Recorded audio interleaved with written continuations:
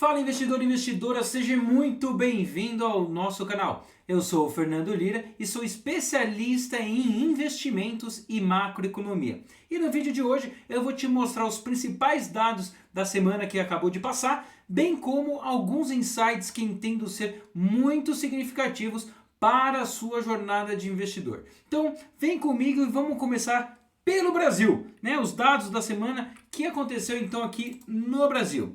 Senhoras e senhores, o que eu trago primeiro, antes de mais nada, é o dado da inflação brasileira. Isso mesmo. O que aconteceu? Basicamente, a inflação saiu de 5,33% e foi parar em 5,23%. Estamos vendo então a inflação desacelerando nesse sentido, boa parte por conta da queda recente do dólar, e a segunda parte que eu diria que é importante vocês saberem é a questão de um item chamado reduflação. O que é a reduflação?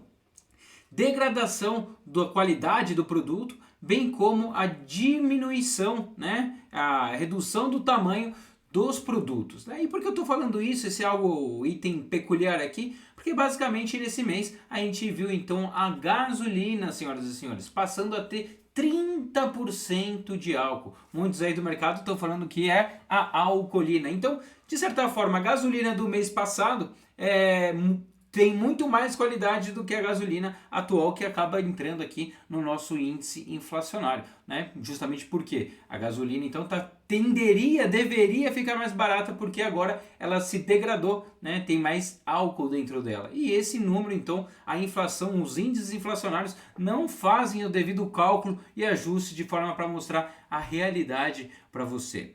Vamos seguir aqui então. O segundo dado relevante que a gente tem aqui na semana é o item de vendas no varejo, senhoras e senhores. E repara como o nosso varejo aí anda diminuindo as vendas por lá, desaceleração então do nosso setor do varejo. Um item importante então, justamente porque mostra o poder de consumo das pessoas, dos brasileiros, né? E esse dado mais relevante ainda, esqueci de mostrar aqui para vocês, deixa eu voltar aqui para o dado, é essa situação aqui. A previsão era de uma projeção positiva de 2,4 e o resultado que saiu aí foi de apenas 0,3, mostrando que então os dados do varejo vieram pior do que o esperado.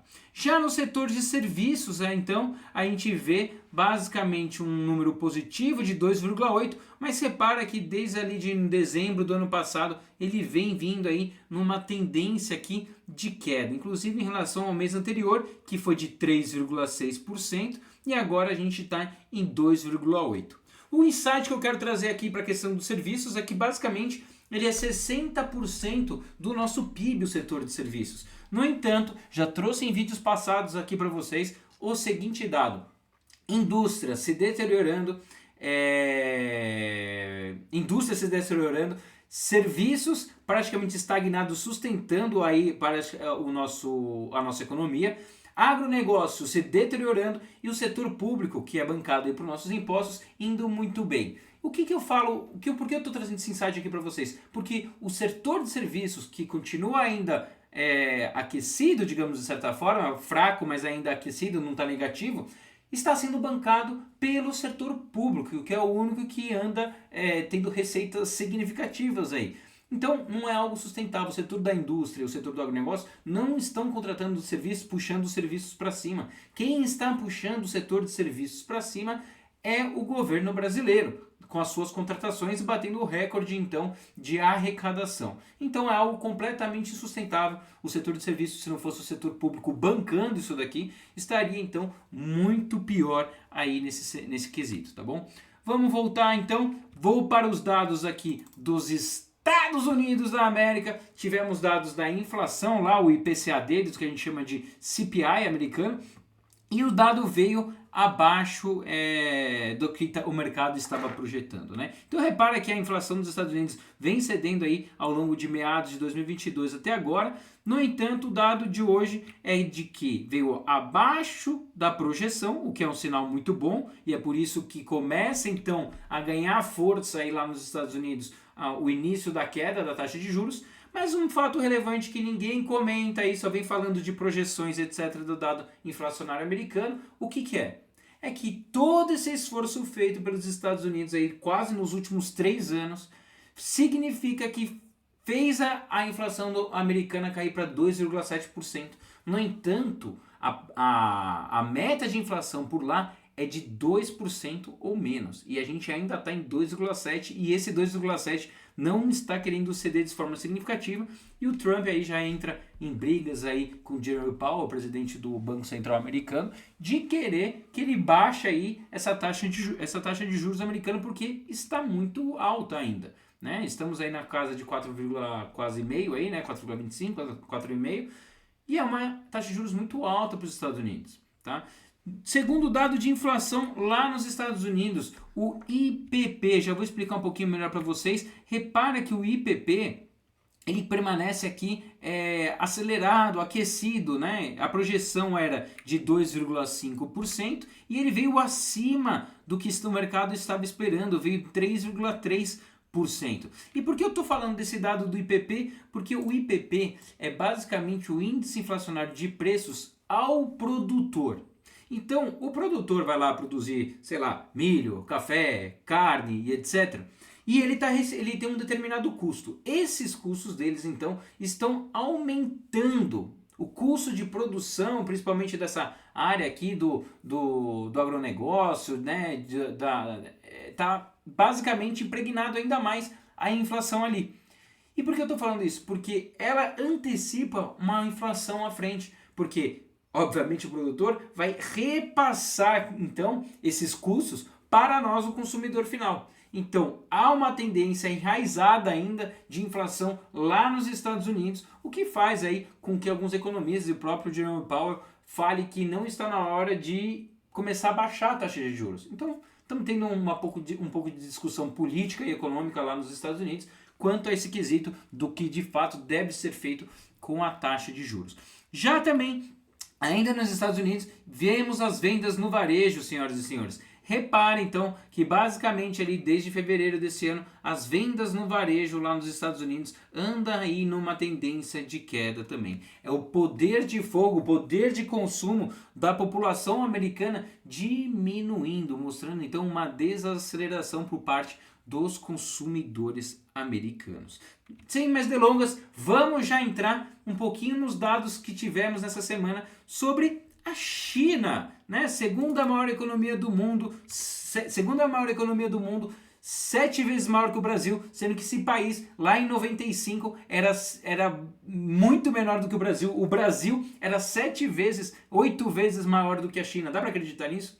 Cerca de 30 anos atrás, o Brasil era 8 vezes maior do que a China. E hoje a China é 7 vezes o Brasil. O que será que o Brasil está fazendo de errado, né? Então, tivemos dados, então, do mercado imobiliário chinês. E repara só, senhores, desde 2009, ali da pandemia, estamos vendo uma crise muito forte, enraizada lá no mercado chinês, referente ao setor imobiliário chinês. Pode notar aqui que, basicamente, desde novembro do ano passado, né? Vou dar um pouco mais de zoom para vocês. Desde novembro aqui do ano passado, chegamos num limite, estamos vendo o mercado imobiliário começar a melhorar aqui no curto prazo, né? Mas ainda em patamares negativos, mostrando que a situação imobiliária por lá ainda não cedeu, eles continuam impregnados.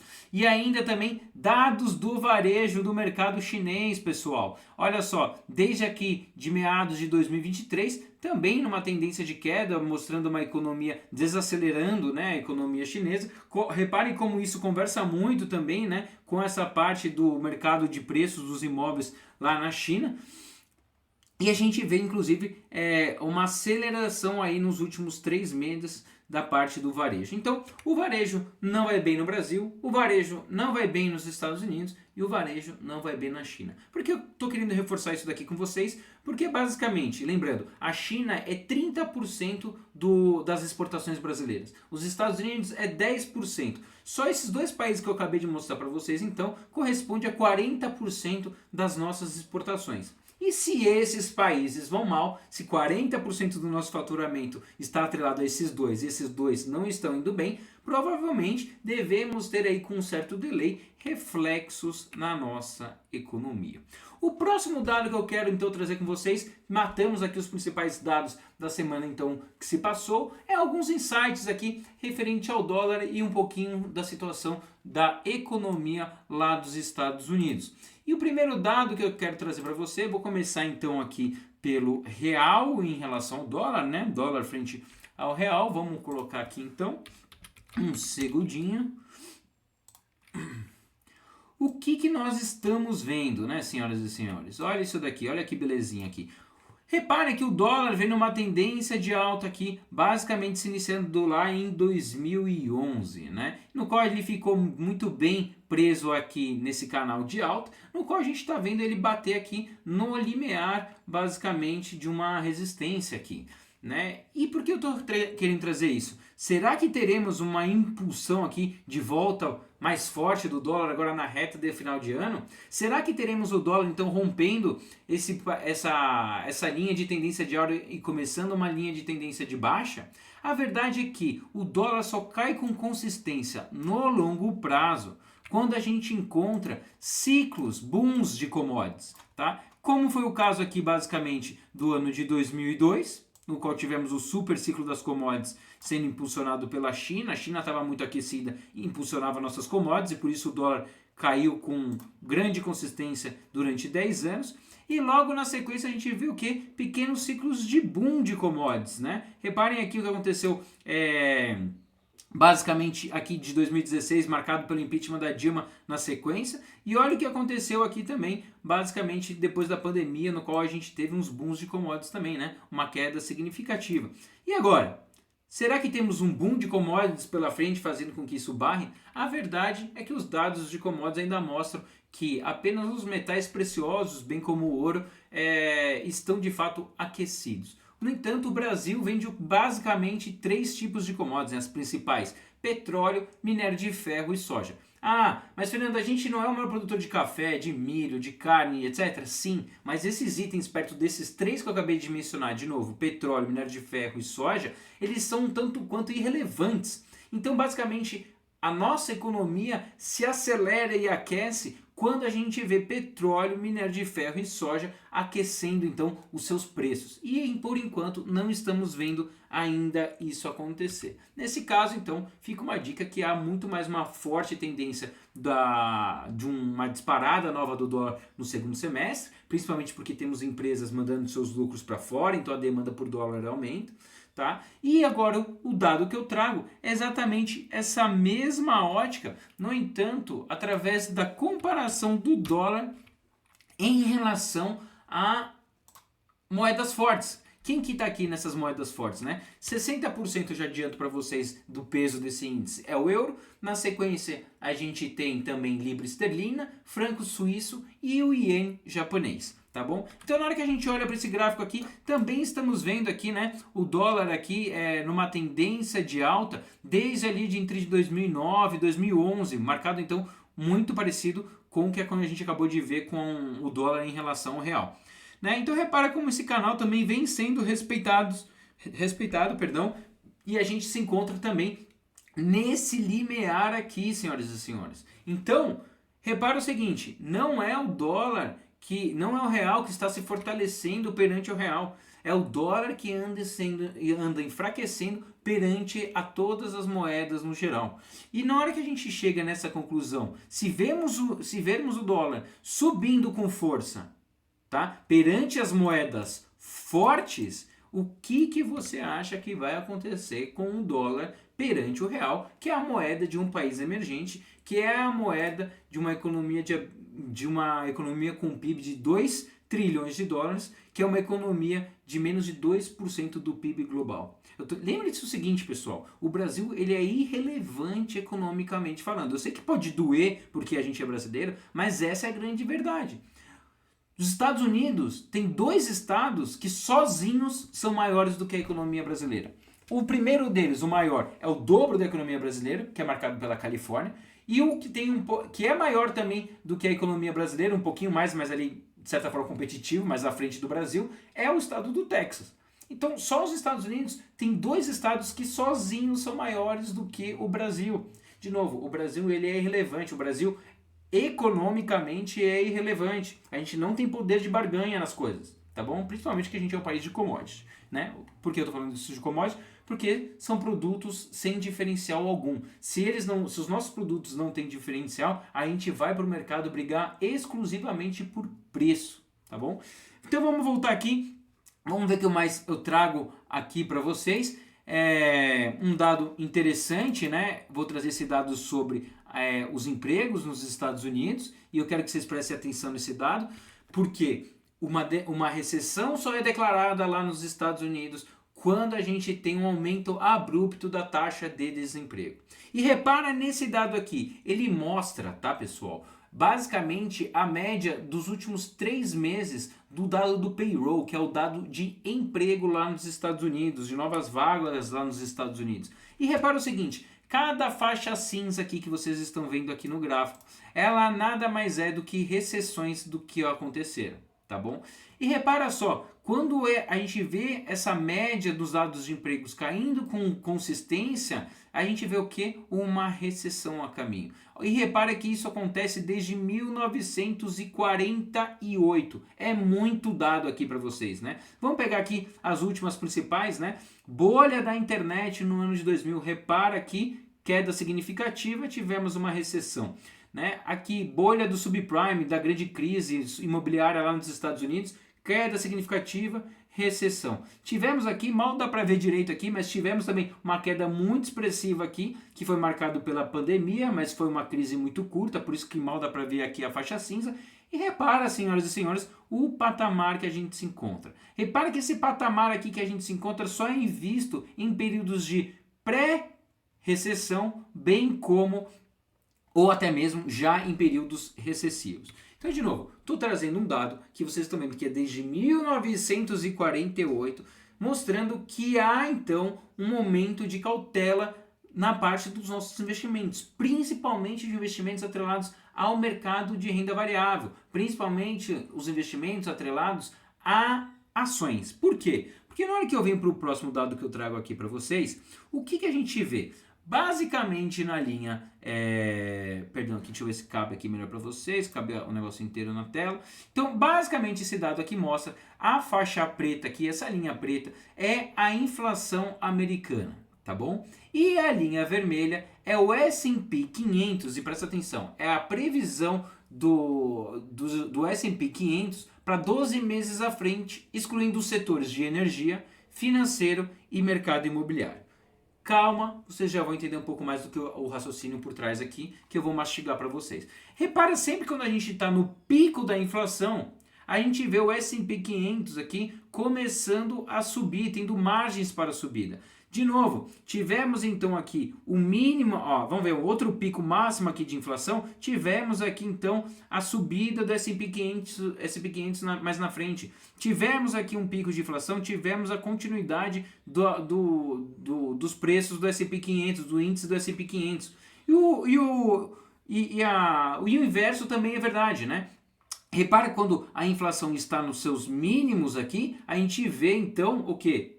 Basicamente o S&P 500 chegando nos seus topos, né? E isso a gente consegue ver claramente ao longo desse gráfico aqui. E repara só o momento que a gente se encontra. Estamos chegando aqui num limiar aqui de inflação americana e o S&P 500 está batendo as suas máximas históricas. Então reparem que há muita margem para novas quedas aqui do índice acionário americano. É um momento de cautela, principalmente porque no mercado acionário americano ele está extremamente concentrado. Como assim, Fernando? Vem comigo. Olha isso daqui. 10 empresas, as 10 maiores empresas do S&P 500, elas correspondem a um peso no índice de 40%. Eu estou falando que o S&P 500, que tem 500 empresas, apenas 10 delas estão carregando todo o índice, outras 490 empresas. E isso não é sustentável. Repara que esse patamar aqui é o máximo histórico, está inclusive à frente da década de estagflação e bem como da grande crise financeira lá de 1929.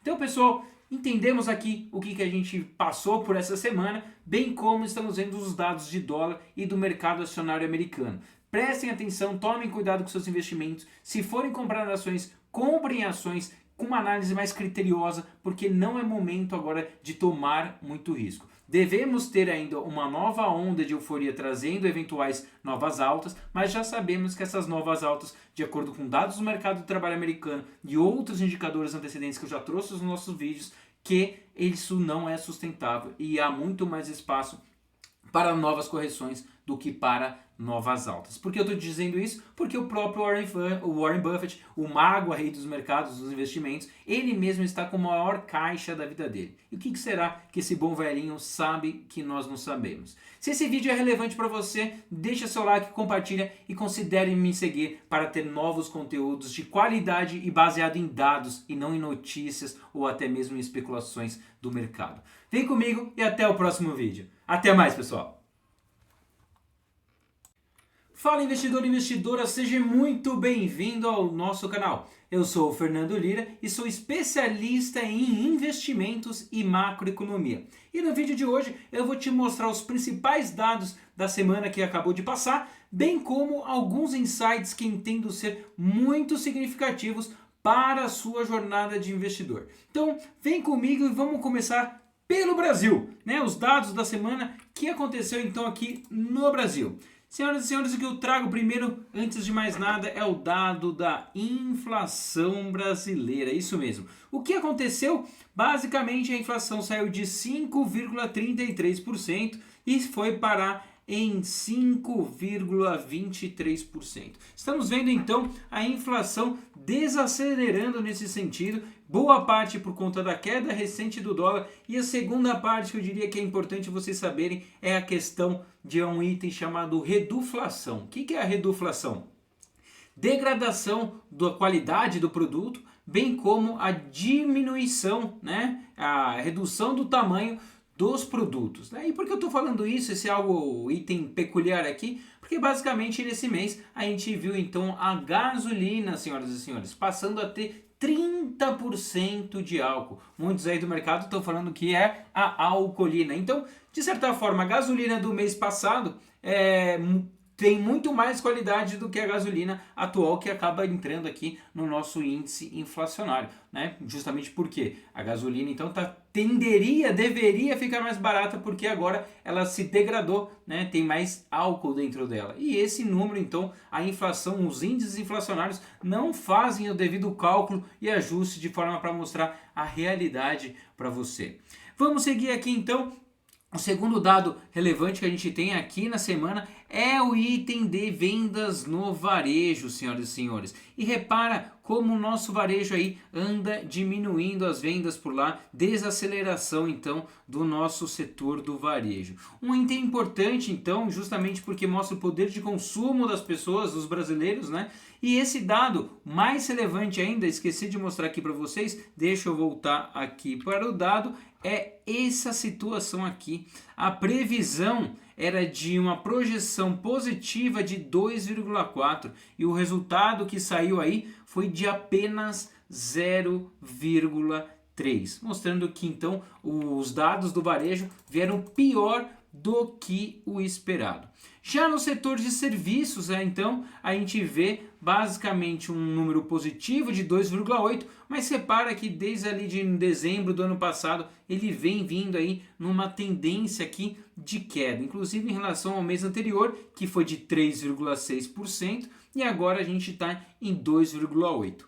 O insight que eu quero trazer aqui para a questão dos serviços é que basicamente ele é 60% do nosso PIB, o setor de serviços. No entanto, já trouxe em vídeos passados aqui para vocês o seguinte dado: indústria se deteriorando, serviços praticamente estagnados, sustentando aí para a nossa economia, agronegócio se deteriorando e o setor público, que é bancado aí por nossos impostos, indo muito bem. O que eu falo, por que eu estou trazendo esse insight aqui para vocês? Porque o setor de serviços, que continua ainda aquecido, digamos de certa forma, fraco, mas ainda aquecido, não está negativo, está sendo bancado pelo setor público, que é o único que anda tendo receitas significativas aí. Então, não é algo sustentável. O setor da indústria, o setor do agronegócio não estão contratando serviços, puxando os serviços para cima. Quem está puxando o setor de serviços para cima é o governo brasileiro, com as suas contratações batendo o recorde então de arrecadação. Então é algo completamente insustentável. O setor de serviços, se não fosse o setor público bancando isso daqui, estaria então muito pior aí nesse quesito, tá bom? Vamos voltar então, vou para os dados aqui dos Estados Unidos da América. Tivemos dados da inflação lá, o IPCA deles, que a gente chama de CPI americano, e o dado veio abaixo do que o mercado estava projetando, né? Então repara que a inflação dos Estados Unidos vem cedendo aí ao longo de meados de 2022 até agora. No entanto, o dado de hoje é de que veio abaixo da projeção, o que é um sinal muito bom, e é por isso que começa então a ganhar força aí lá nos Estados Unidos o início da queda da taxa de juros. Mas um fato relevante que ninguém comenta aí, só vem falando de projeções, etc., do dado inflacionário americano, o que é? É que todo esse esforço feito pelos Estados Unidos aí, quase nos últimos 3 anos, significa que fez a inflação americana cair para 2,7%. No entanto, a meta de inflação por lá é de 2% ou menos. E a gente ainda está em 2,7%, e esse 2,7% não está querendo ceder de forma significativa, e o Trump aí já entra em brigas aí com o Jerome Powell, o presidente do Banco Central americano, de querer que ele baixe aí essa taxa de juros americana, porque está muito alta ainda, né? Estamos aí na casa de 4, quase meio aí, né? 4,25, 4,5, e é uma taxa de juros muito alta para os Estados Unidos, tá? Segundo dado de inflação lá nos Estados Unidos, o IPP, já vou explicar um pouquinho melhor para vocês. Repara que o IPP, ele permanece aqui acelerado, aquecido, né? A projeção era de 2,5% e ele veio acima do que o mercado estava esperando, veio 3,3%. E por que eu estou falando desse dado do IPP? Porque o IPP é basicamente o índice inflacionário de preços ao produtor. Então, o produtor vai lá produzir, sei lá, milho, café, carne e etc.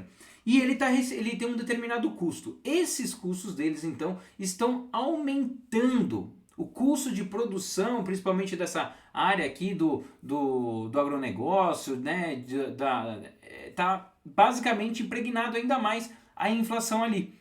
E por que eu estou falando isso? Porque ela antecipa uma inflação à frente. Porque obviamente o produtor vai repassar então esses custos para nós, o consumidor final. Então há uma tendência enraizada ainda de inflação lá nos Estados Unidos, o que faz aí com que alguns economistas e o próprio Jerome Powell fale que não está na hora de começar a baixar a taxa de juros. Então estamos tendo um pouco de discussão política e econômica lá nos Estados Unidos quanto a esse quesito do que de fato deve ser feito com a taxa de juros. Já também ainda nos Estados Unidos, vemos as vendas no varejo, senhoras e senhores. Repare então que basicamente ali desde fevereiro desse ano, as vendas no varejo lá nos Estados Unidos andam aí numa tendência de queda também. É o poder de fogo, o poder de consumo da população americana diminuindo, mostrando então uma desaceleração por parte dos consumidores americanos. Sem mais delongas, vamos já entrar um pouquinho nos dados que tivemos nessa semana sobre a China, né? Segunda maior economia do mundo, 7 vezes maior que o Brasil, sendo que esse país lá em 95 era muito menor do que o Brasil. O Brasil era 8 vezes maior do que a China. Dá para acreditar nisso? Cerca de 30 anos atrás, o Brasil era 7, 8 vezes maior do que a China. E hoje a China é 7 vezes o Brasil. O que será que o Brasil está fazendo de errado, né? Então, tivemos dados, então, do mercado imobiliário chinês. E repara só, senhores, desde 2009, ali da pandemia, estamos vendo uma crise muito forte, enraizada lá no mercado chinês, referente ao setor imobiliário chinês. Pode notar aqui que, basicamente, desde novembro do ano passado, né? Vou dar um pouco mais de zoom para vocês. Desde novembro aqui do ano passado, chegamos num limite, estamos vendo o mercado imobiliário começar a melhorar aqui no curto prazo, né? Mas ainda em patamares negativos, mostrando que a situação imobiliária por lá ainda não cedeu, eles continuam impregnados. E ainda também dados do varejo do mercado chinês, pessoal. Olha só, desde aqui de meados de 2023, também numa tendência de queda, mostrando uma economia desacelerando, né, a economia chinesa.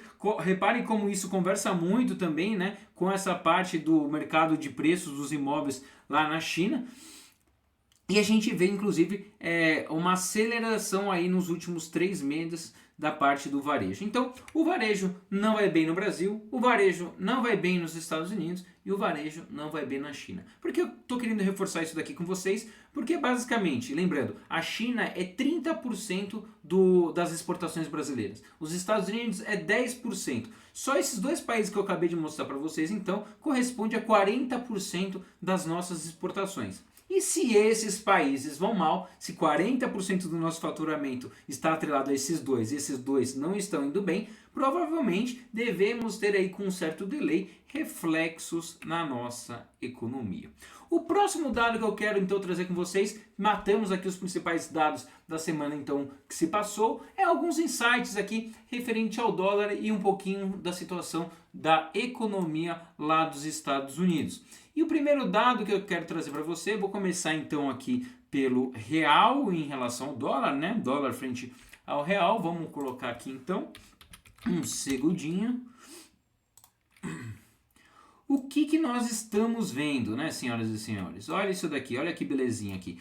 Repare que o dólar vem numa tendência de alta aqui, basicamente se iniciando lá em 2011, né? No qual ele ficou muito bem preso aqui nesse canal de alta, no qual a gente está vendo ele bater aqui no limiar, basicamente, de uma resistência aqui, né? E por que eu estou querendo trazer isso? Será que teremos uma impulsão aqui de volta mais forte do dólar agora na reta de final de ano? Será que teremos o dólar então rompendo essa linha de tendência de alta e começando uma linha de tendência de baixa? A verdade é que o dólar só cai com consistência no longo prazo quando a gente encontra ciclos, booms de commodities, tá? Como foi o caso aqui basicamente do ano de 2002, no qual tivemos o super ciclo das commodities sendo impulsionado pela China. A China estava muito aquecida e impulsionava nossas commodities, e por isso o dólar caiu com grande consistência durante 10 anos. E logo na sequência a gente viu o quê? Pequenos ciclos de boom de commodities, né? Reparem aqui o que aconteceu basicamente aqui de 2016, marcado pelo impeachment da Dilma na sequência, e olha o que aconteceu aqui também, basicamente depois da pandemia, no qual a gente teve uns booms de commodities também, né? Uma queda significativa. E agora? Será que temos um boom de commodities pela frente, fazendo com que isso barre? A verdade é que os dados de commodities ainda mostram que apenas os metais preciosos, bem como o ouro, estão de fato aquecidos. No entanto, o Brasil vende basicamente 3 tipos de commodities, né, as principais: petróleo, minério de ferro e soja. Ah, mas Fernando, a gente não é o maior produtor de café, de milho, de carne, etc. Sim, mas esses itens perto desses 3 que eu acabei de mencionar, de novo, petróleo, minério de ferro e soja, eles são um tanto quanto irrelevantes. Então, basicamente, a nossa economia se acelera e aquece quando a gente vê petróleo, minério de ferro e soja aquecendo então os seus preços. E por enquanto não estamos vendo ainda isso acontecer. Nesse caso, então, fica uma dica que há muito mais uma forte tendência de uma disparada nova do dólar no segundo semestre, principalmente porque temos empresas mandando seus lucros para fora, então a demanda por dólar aumenta. Tá? E agora o dado que eu trago é exatamente essa mesma ótica, no entanto, através da comparação do dólar em relação a moedas fortes. Quem que está aqui nessas moedas fortes, né? 60% eu já adianto para vocês do peso desse índice é o euro. Na sequência, a gente tem também libra esterlina, franco suíço e o iene japonês. Tá bom? Então, na hora que a gente olha para esse gráfico aqui, também estamos vendo aqui, né, o dólar aqui numa tendência de alta desde ali entre 2009 e 2011, marcado então muito parecido com o que a gente acabou de ver com o dólar em relação ao real. Né? Então, repara como esse canal também vem sendo respeitado, e a gente se encontra também nesse limiar aqui, senhoras e senhores. Então, repara o seguinte, não é o dólar não é o real que está se fortalecendo perante o real. É o dólar que anda enfraquecendo perante a todas as moedas no geral.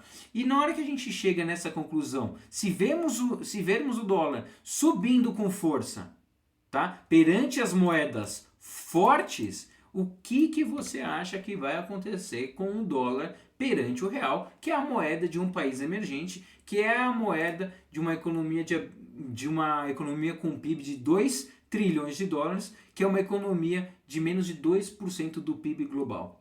Lembre-se o seguinte, pessoal, o Brasil ele é irrelevante economicamente falando. Eu sei que pode doer porque a gente é brasileiro, mas essa é a grande verdade. Os Estados Unidos tem 2 estados que sozinhos são maiores do que a economia brasileira.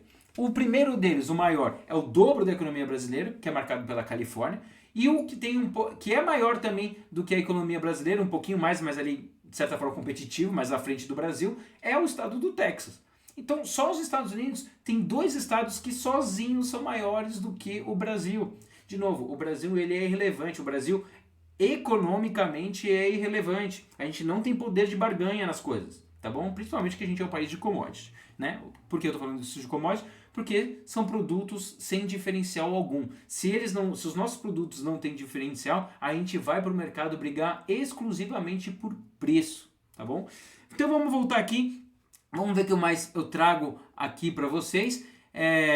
Um dado interessante, né? Vou trazer esse dado sobre os empregos nos Estados Unidos, e eu quero que vocês prestem atenção nesse dado, porque uma recessão só é declarada lá nos Estados Unidos quando a gente tem um aumento abrupto da taxa de desemprego. E repara nesse dado aqui, ele mostra, tá, pessoal, basicamente a média dos últimos 3 meses do dado do payroll, que é o dado de emprego lá nos Estados Unidos, de novas vagas lá nos Estados Unidos. E repara o seguinte, cada faixa cinza aqui que vocês estão vendo aqui no gráfico, ela nada mais é do que recessões do que aconteceram, tá bom? E repara só, quando a gente vê essa média dos dados de empregos caindo com consistência, a gente vê o que? Uma recessão a caminho. E repara que isso acontece desde 1948. É muito dado aqui para vocês, né? Vamos pegar aqui as últimas principais, né? Bolha da internet no ano de 2000. Repara aqui, queda significativa, tivemos uma recessão. Né? Aqui, bolha do subprime, da grande crise imobiliária lá nos Estados Unidos, queda significativa, recessão. Tivemos aqui, mal dá para ver direito aqui, mas tivemos também uma queda muito expressiva aqui, que foi marcado pela pandemia, mas foi uma crise muito curta, por isso que mal dá para ver aqui a faixa cinza.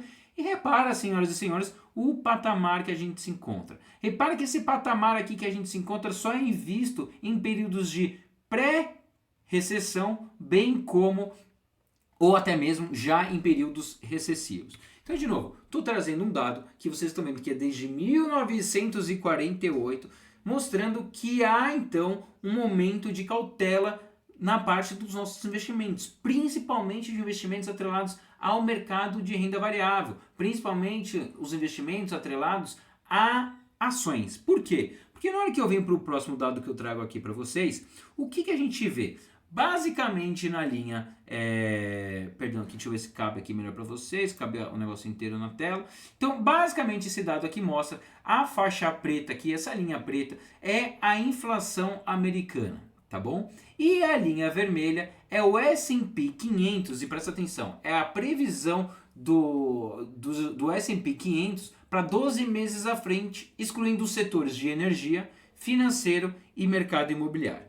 Calma, vocês já vão entender um pouco mais do que o raciocínio por trás aqui, que eu vou mastigar para vocês. Repara sempre quando a gente está no pico da inflação, a gente vê o S&P 500 aqui começando a subir, tendo margens para subida. De novo, tivemos então aqui o mínimo, ó, vamos ver, o outro pico máximo aqui de inflação, tivemos aqui então a subida do S&P 500 mais na frente. Tivemos aqui um pico de inflação, tivemos a continuidade dos preços do S&P 500, do índice do S&P 500. E o inverso também é verdade, né? Repara quando a inflação está nos seus mínimos aqui, a gente vê então o quê? basicamente o S&P 500 chegando nos seus topos, né? E isso a gente consegue ver claramente ao longo desse gráfico aqui. E repara só o momento que a gente se encontra. Estamos chegando aqui num limiar aqui de inflação americana e o S&P 500 está batendo as suas máximas históricas. Então reparem que há muita margem para novas quedas aqui do índice acionário americano.